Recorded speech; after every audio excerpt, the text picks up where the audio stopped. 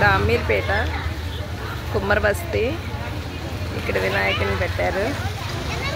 ఇక్కడంతా అంటే Sunday evening ఇక్కడ సంత జరుగుతుంది. ఇక్కడ కూరగాయలు బస్తీ అంటే కుమ్మర్ బస్తీలో కూరగాయల సంతలాగా కూరగాయలు అమ్ముతారు. ఈవినింగ్ 4 నుంచి 7 వరకు 9 దాకా అమ్ముతుంటారు. వర్షం వస్తుంది అయినా కూడా అమ్ముతూనే ఉన్నారు. ఇక్కడ ప్రీతం అండ్ బేబీ సరదాగా వినాయకుని చూద్దామని వచ్చారు. సో ఇక్కడ కూరగాయలు కూడా ఉన్నాయి.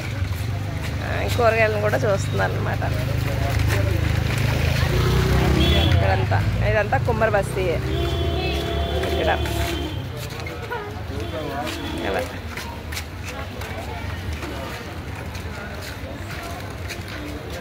నిమ్మకాయలు.